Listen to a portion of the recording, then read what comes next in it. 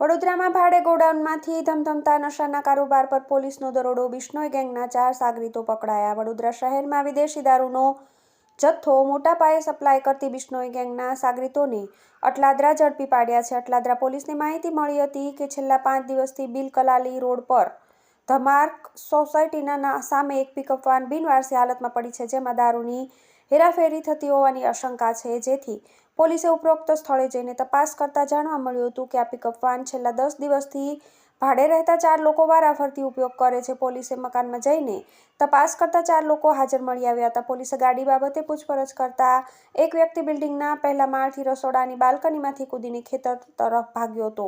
Police constable અલયભાઈએ તેનો પીછો કરીને ઝડપી પાડ્યો હતો. પકડાયેલા વ્યક્તિઓની પૂછપરછ કરતા તેમણે જણાવ્યું હતું કે અમે બિશ્નોઈ ગેંગના માણસો છીએ અને વિદેશી દારૂનો મોટા પ્રમાણમાં જથ્થો ઘુસાડવાની યોજનામાં છે. વિદેશી દારૂ રાખવા માટે ભાયલી ખાતે સમન્વય વેસ્ટફિલ્ડ નામના ફ્લેટની નીચે ગોડાઉન પણ ભાડે રાખ્યું છે. વડોદરામાં અલગ-અલગ પોલીસ સ્ટેશનમાં વિદેશી દારૂના ગુનામાં પકડાયેલા ઘેવર બિશ્નોઈના માણસો છીએ અને અમને પગાર પર કામે રાખ્યા છે. પોલીસે રમેશ પૂનામારામ શર્મા, નરેશ દેરામારામ વિષ્ણુ, હનુમાનરામ મનોહરલાલ બિશ્નોઈ તથા શ્રવણ જોગારામ વિષ્ણુભાઈ તમામ રહેવાસી રાજસ્થાનની અટકાયત કરી તપાસ હાથ ધરી છે. શ્રવણ અગાઉ દારૂના ગુનામાં પકડાયો છે તેમજ વડોદરા જેલમાં પાસામાં પણ સજા કાપેલી છે. TV18 news, Vadodara.